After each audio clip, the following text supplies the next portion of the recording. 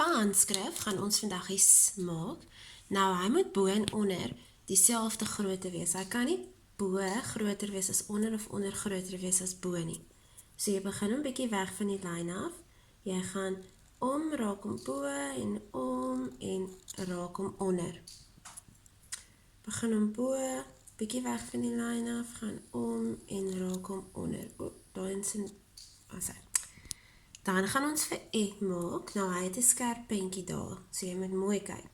Hy het eers 'n reguit streepie, dan het hy 'n skilpaddop om en hy kom om, raak om onder en hy maak nie heeltemal toe nie.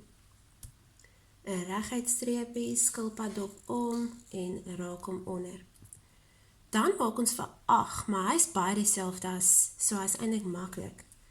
Ons maak vis, raak hom onder en dan maak jy hom toe. Maak vis, raak hom onder en maak hom toe.